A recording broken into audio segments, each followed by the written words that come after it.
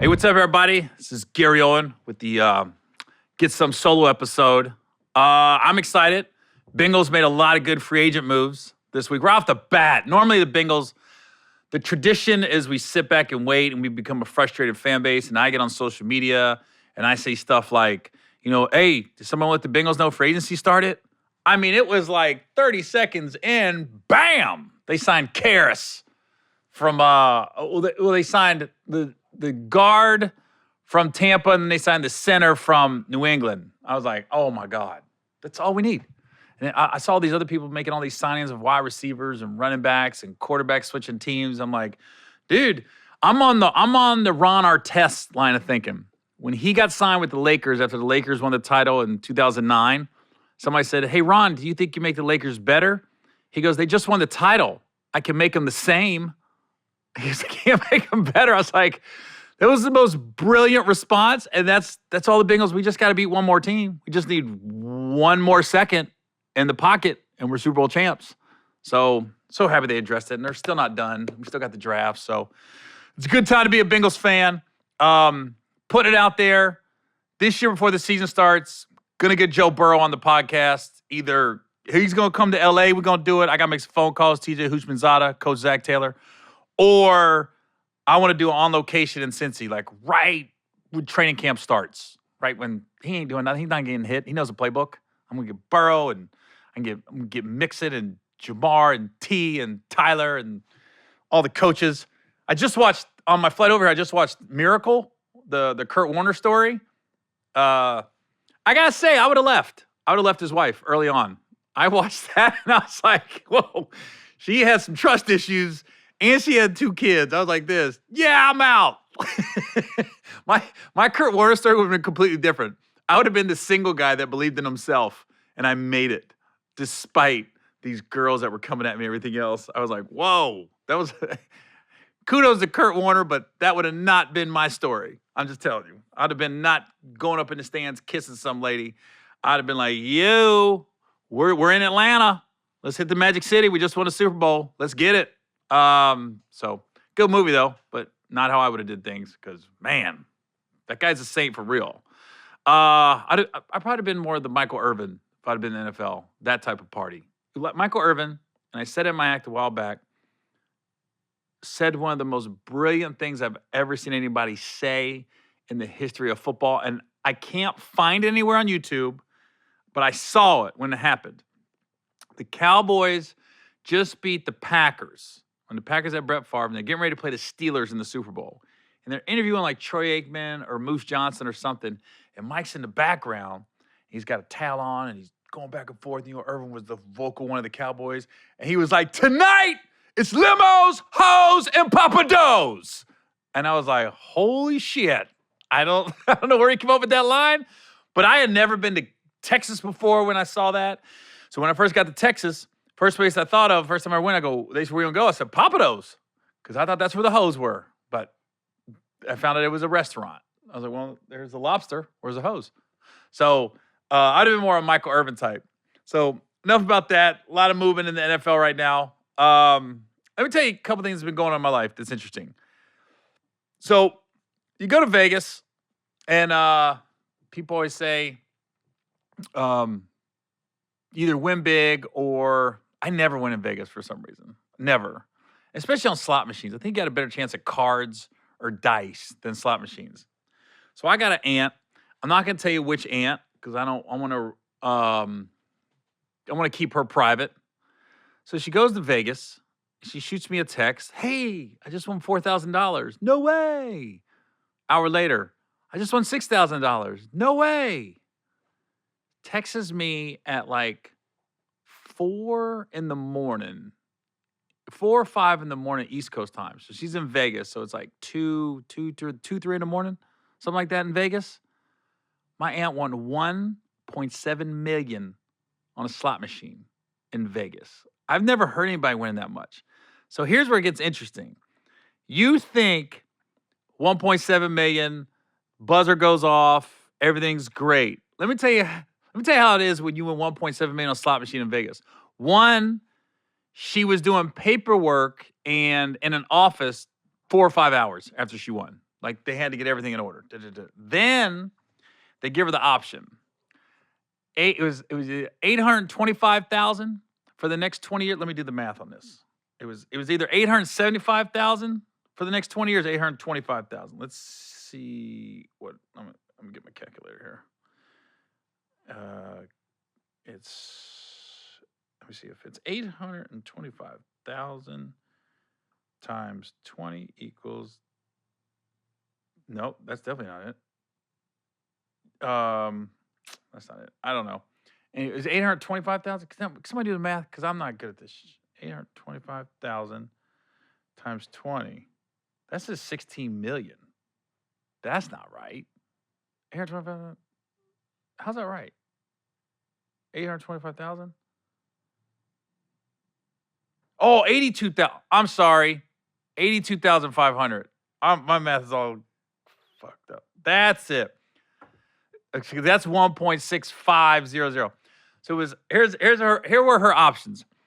$82,500 a year for the next 20 years, or take the lump sum, which comes out to 1.2 million. So she automatically loses 500,000 right off the bat. She's in her 60s. So she's like, I might not even be here for 20 years, or I'm not going to be in a place where I'm really enjoying it for the next 20 years. So she said, I want the lump sum. So then she gets 1.2 million from the casino, but she gets taxed on it. So she ended up with a little under 800,000 off of 1.7 million.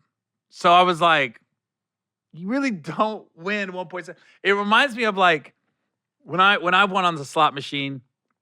If you win over in Cincinnati, there's a casino. I don't know what it is now. It's changed. It was the Hollywood, then it was the Horseshoe, then it turned into I think it's the Hard Rock now. I think it's the Hard Rock now.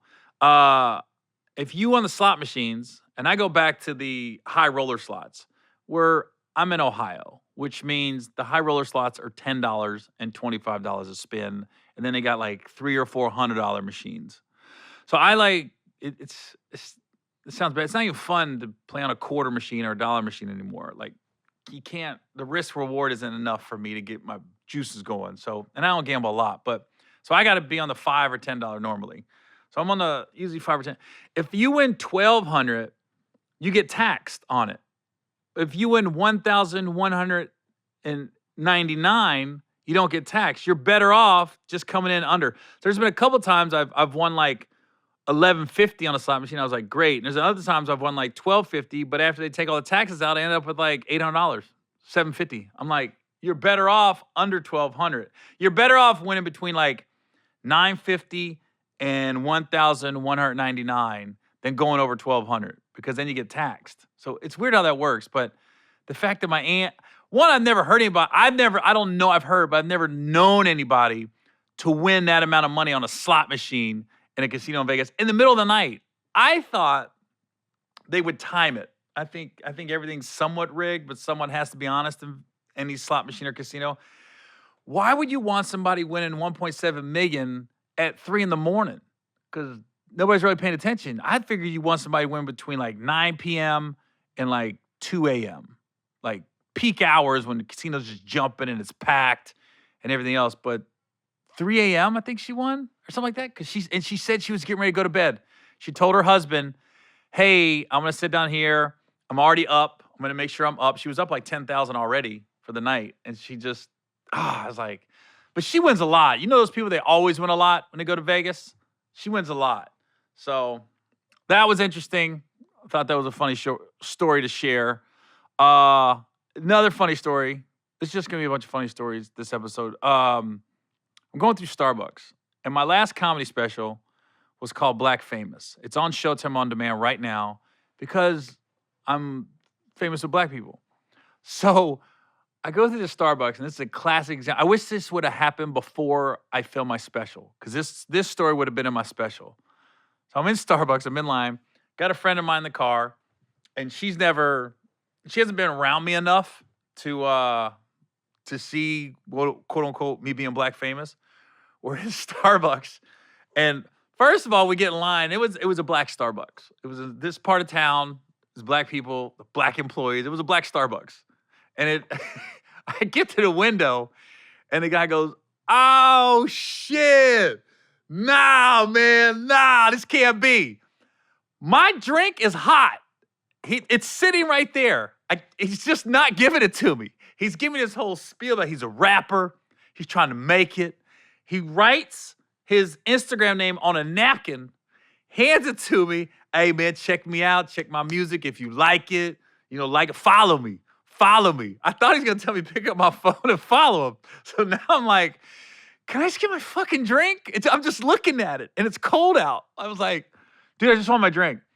So he tells the other employees, hey, look who's in line. Look. So now I got 4 or 5 people got their hands out. I'm signing stuff. The guy goes, literally, this guy comes out of left field. Hey, Gary, you like honey? You like honey? I was like, yeah, I like honey. I thought he was about to make me some special drink. Yeah, I do honey. He gonna give you some honey.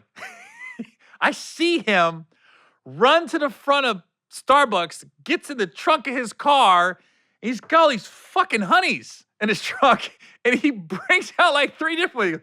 Yeah, this the habanero. That's the habanero. That's spicy right there. And then this one, this is like a lemon garlic type. I was like, what's going on right now? So now I got these 3 big bottles of honey. All I wanted was a latte. So now I have the next big rapper that I'm supposed to follow on social media. I got the honey man from Starbucks, and God bless the hustle. But the whole time, nobody's giving me my fucking drink. The guy had enough time to go to his car, get honey, come back, breaks down the honey. But I kept thinking, does he have bees at his house? Is there a honeycomb at the apartment? I don't know. Like, where'd he get the honey? Or does he just buy honey, put his own labels on it, and pours it into the bottle? Because it's one of those bottles. I don't know. Listen, I might have to go back to that Starbucks. Not knocking the hustle. Just listen, next time, rapper guy and honey man, give me the drink first. I'm not going to drive off. I'll listen to your story. But I felt like they weren't giving me my drink because I felt like, and this is me overthinking, I'm an overthinker, is if we give him his drink, he might leave. So we're going to hold his drink hostage, so he has to stay here. I was just like, you got to be kidding me. And when we drove off, the girls in the car just looked like, does this happen a lot? It's like, with black people, it does. So it just fed right in to my special Black Famous. It was so perfect. So I had Faison on last week, and like Faison's one of my favorite people on the planet. And we was talking about the movie we did back on the Strip. And a lot of people know I tore my ACL shooting the movie. And we finally got a surgery date set. Here's a problem with knee surgery and me being on the road is there's never a good time to get it done. 2, it's like I have to literally go through my dates. This is how comedians work. So I gotta get ACL reconstruction. So we're trying to figure out a date we could do it. We came up with a date. Just my luck, the surgeon isn't available. And the surgeon I want to do it, he's a great surgeon. He does a lot of NFL and NBA guys stuff. He does surgeries on Fridays. That's his day to do ACL surgeries. And what's amazing about ACL surgeries, I'm thinking it's a big deal. Like, this is like gonna set me back a couple weeks, gonna be in a brace for 5 weeks.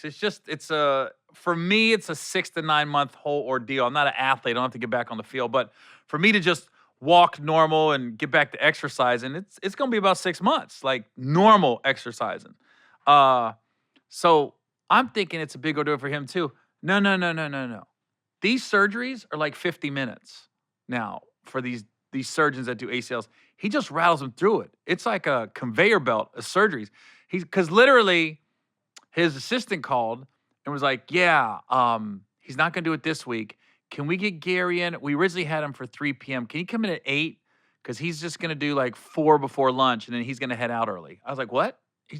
He's looking at it like 4 knees on. I'm not even a human. I'm like livestock. My knee's just livestock. So we're going to get the cadaver. I'm getting a donor. We're going that route because the surgeon, he's like, you're over 40.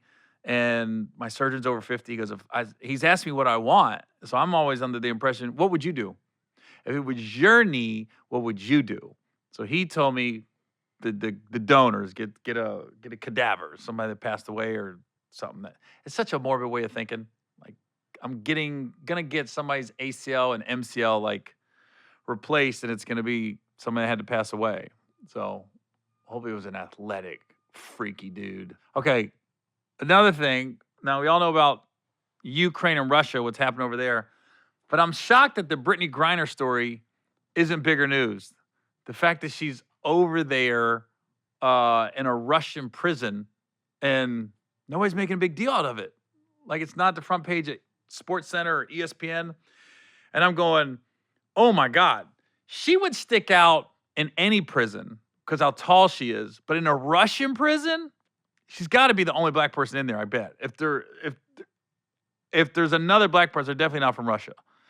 And she's so tall.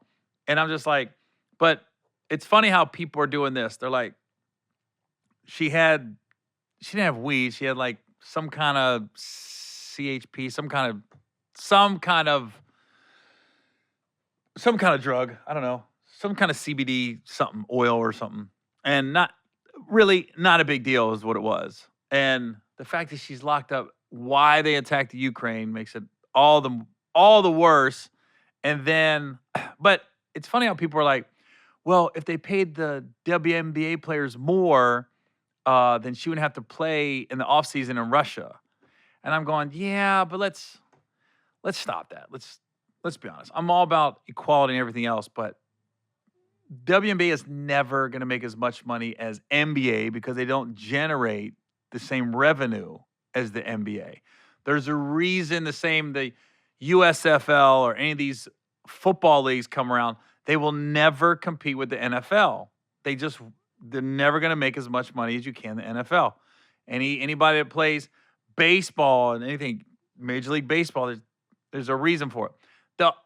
The few sports where women make as much as men, tennis, because I'll be honest with you, I'll watch female tennis before I watch male tennis any day of the week. Any of the like Olympic sports, if you can get the right story and the right athlete, then yeah, that'll draw your attention. Like Florence Griffith Joyner when she was in the Olympics, or Jackie Joyner Kersey. Like you didn't miss them, you watched them. So yeah, that generates just as much money as the men's. But don't make it. It's almost like I hate when people do that. Like they're making like it's the NBA's fault or it's the public's fault that she has to work in the off season because she doesn't make as much money as the NBA guys. I go, they don't generate the revenue. No, there's no the live gate's good, but as far as TV deals and everything, there's no TNT, Barkley, Shaq, and Kenny Smith type deal for the WNBA that you're glued in 3 days out of the week to watch the game and then watch the commentary afterward. It's not happening. Soccer isn't as big in the United States. Nobody's going to play soccer for the Columbus Crew and make as much money as they could for Manchester United. It is what it is. I mean, you can't explain it until it gets more popular, which I don't think will ever happen. But let's stop with the guilt trip. But let's also, come on now. It wasn't that big of a deal. She shouldn't be locked up. But I'm just shocked it's not bigger news. But I would say if it was a LeBron or even a JJ Redick, it'd be big news over here. But I can't imagine what's going through her brain right now. Like, does she know what's going on over here? Like people, like she's on SportsCenter and stuff, or is she not as big a news as she would think? I can't imagine that hopeless feeling knowing not when you're going to get out. Like, am I going to be in here for a week? Am I going to be in here for a year? That's got to be a helpless feeling, so I feel bad for her. Okay, another thing I want to address is I've seen lately a lot of people talking about T.I. doing stand-up. I personally haven't seen T.I. stand-up. What I do know is T.I. has always hung out at comedy clubs, which doesn't make you stand-up. He's always been cool with all the comedians, and I see him, like, watching us do it. Real cool with Lil Duval. I think he was instrumental in Duval kind of transferring it. Duval is more of an entertainer now. Lil Duval is not even just a stand-up. I don't even think he does just go to a show, do jokes and leaves. Now he incorporates song with the dance. And I saw where T.I. had the thing with Godfrey, where T.I. went up at the Atlanta Comedy Theater after Godfrey. Godfrey says some things on somebody's podcast, and then T.I. called in. I give it to T.I. T.I. ain't no punk. You talk about him, he's coming right at you. He's coming to the source. Because everyone was a little shook, I ain't gonna lie. When I watched the interview and saw T.I. coming to Godfrey, I was like, ooh. T.I. had everybody shook in that, because Godfrey had like 2 people with him, and I don't even know why they was there. They were just sitting there, and then everything they said was very like, hey, listen, this is what we're trying to say. It wasn't, boom, coming at you, because T.I. was coming in aggressive. And here's the thing about stand-up. It's not our job to say who and who's not a stand-up. And I was trying to see it from Godfrey's point of view. If you don't know the story, so Godfrey was headlining one weekend at the Atlanta Comedy Theater. T.I. came in one night and went up after Godfrey. And when he did like 40 minutes. And Godfrey had said, when you're the headliner, that should be the end of the show. Point blank period, that's it. But there's also exceptions to the rule. There's no handbook to this. It's not football. It's not once the game's over, the game's over. You got to realize, if you're the club owner, like Gary Abdul is the Atlanta Comedy Theater, a superstar like T.I. comes in and says, hey, I want to go up. Whether he's singing or telling jokes, you're going to put him up for as long as he wants to go up, because now people are like, you don't know who's going to show up. It's all about, there's a lot of funny people out there that aren't selling tickets, and they don't get booked as much as they would hope, because it's not about how funny you are. It's about how many asses you can put in the seats. So I saw Godfrey's point of view, and I think Godfrey was kind of just having fun with it, but was maybe his ego was a little hurt, or I was like, hey, man, this is what we do. Because Godfrey said I didn't watch his act and everything. I got his point of view, but when T.I. called in, but here's the thing with T.I. too, man. In the comedy business, we give each other shit a lot. So you got to be able to, you got to have thick skin, because you got to take it. Because honestly, some of the best times I have on my podcast is when somebody's giving me shit about my shit. Faison was in my ass last week about my divorce, my kids and everything else, and that's just what we do. That's just what we do. I remember Russell Peters telling me at his 50th birthday party, he was upset because he got all these comedians there and everybody was talking so good about him. And he's like, I wanted people to roast me. I wanted people to go in. He goes, Jesus Christ, my girl just left me with this kid and everything else. And he was like, nobody was bringing it up.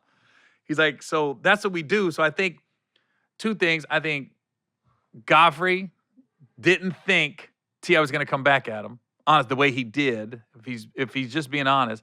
And I think T.I. was taking things a little too personal, where it was good to see them like at the end come together, and like they had the I feel like Antonio Brown, the kumbaya moment and everything. But it was good they got to talk it out on air. But listen, when you got anybody that's huge, and T.I. is huge, and especially in Atlanta, that's his city. He kind of has carte blanche, whatever he wants to do. I'd be like, thank God he went up after me than before me. Because I remember there was a first time I ever went to New York and did Caroline's. Chris Rock came in, and the guy, the manager, goes, hey, Chris, I've never been Caroline's, never been to New York, and I'm already nervous. I'm early 20s, my first headlining gig, and you think you don't know who's in the audience, you don't know what's going to happen. So they say, hey, Chris Rock just got here. He's going to go up and do about 10, 15. No, he did about 45, and then he gets off, and I remember they said, hey, Gary, just do like 20. Don't worry about headlining for an hour. I said, no shit. But not saying that I was good thing that night was Chris is already huge. This is the late 90s. Not as iconic as he is now, but still huge. And there was like, I guess, a tour group from Ireland that was there. So they took up literally 50, 60 of the seats. It wasn't sold out. We probably had 200 people in the room that night. But 50, you got to realize 25% of the audience was from Ireland. And literally, I remember Chris Rock, like some people stood up, and then these people from Ireland just looked. And Chris immediately addressed him. He goes, what's your guys' problem? The guy goes, oh, no offense, I don't know who you are. And Chris like, well, I don't know who you are. And it was just funny watching this back and forth, and I was like, it kind of was good for me because they didn't know who he was when he walked out.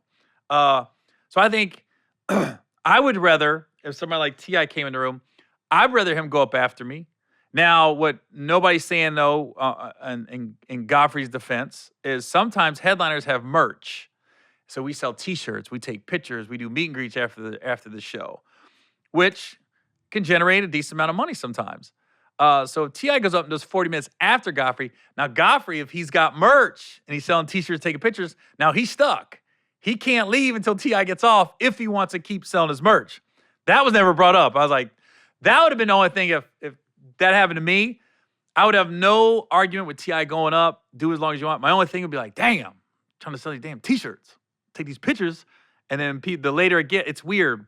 When you get to the late show on these comedy clubs, the later you go, because there's some nights I'll get to rambling and I'll do a couple hours, and I always notice when I do a couple hours, when I go try to sell merch or take pictures afterwards, I don't sell as much because people are tired or they want to get home or whatever reason. I've always noticed that about comedy clubs. So I don't know. I just think I think Godfrey thought he was just kidding on a podcast. I don't think he realized it was going to come back on him like that. And then when T.I. called in so aggressive, I was like, whoa. I think Godfrey's even taken back. He's like, whoa, I wasn't expecting this to go this route. But T.I. coming from the rap game, you address the beef immediately. Kudos to T.I. for just addressing the source, not going on somebody else's podcast and talking about, I heard Godfrey said this. He called Godfrey immediately. And kudos to both of them for working it out. I just, like I said earlier, I think Godfrey, I think he thought he was kidding. He was talking shit and kind of jabbing at T.I. like, hey, you're new to the game. And I think T.I. also needs to be in stand-up, got to take some shit sometimes. And they ended up working it out. But it was tense for a minute. I go, oh, where's this going? So, but I don't know. They both can come on my show. They can talk about it. The last thing I want to talk about was Cain Velasquez, former UFC champion. From what all accounts, nice guy, quiet, polite. I mean, all his interviews, you could tell he's just a decent human being. Daughter gets molested by this guy over 100 times. She's 4 years old, which psychologically is going to mess her up, which messes the whole family up for years to come. If they ever get over it, I don't know. So they arrest the guy, and the problem with this is the whole judicial system. They let him out till his trial on house arrest, and so he gets out, and then Cain Velasquez follows him and shoots at him, shoots his stepdad that was in the car, didn't shoot the actual perpetrator, shot his stepdad. Luckily, nobody was killed. And then so Cain is now in jail. He can't get out because, shooting at somebody, but the other guy's out. And nobody knows how you're going to react to stuff until it happens to you. Like we always say, you never know if somebody pulls a gun on you. Are you going to be the guy that freezes? Are you going to be that goes after the gunman? Or I've seen guys, getting confrontations, and you can tell right away a guy that's ready to fight and a guy that's just talking shit. So we always say, if somebody did that to my daughter, he wouldn't walk the face of the earth. And 9 times out of 10, that's not what happens. Cain was took matters into his own hand. My thing is this. I hear what the cops are saying. You can't be these vigilantes. You can't just be shooting at people because other people could get hurt. He shot into a truck where people were helping a child molester. So I'm okay with that. If the stepdad got shot, hey, you shouldn't have picked him up. Shouldn't have been driving him. I know that's your son. Because that is the one thing I don't think there's a cure from is pedophiles. We should honestly find a city, find an area of the country, an area of this earth, and you want to talk about building a wall? Build a wall. Just throw them in there. All the pedophiles. They can fend for themselves. You ain't got to put no food in there. Ain't got to put no buildings. Build a wall. I don't care where you want to build it. Just, I don't know. And pick a city. Pick a part of the country nobody goes to. So, go up to Montana. Go. I'm sure there's parts of Mississippi. We could do like a 20 square mile wall, just build around there and just drop them off. We're done with them. Taxpayers ain't got to worry about it. We got the wall built. They can't get in. They can't get out. Get a couple guards there. Almost like parking lots have low overhead. So make this like a parking lot for pedophiles. Drop them off behind the wall. Boom. They're good. Leave them alone. Because my problem with the whole story is when people go to prison, it's because they're, a threat to society, basically. So I don't think Cain is a threat to society. Cain is a threat to child molesters, specifically child molesters that molest his kids. He's not a threat to any of us. I don't think anybody in this room is afraid to be around Cain Velasquez. I'm not.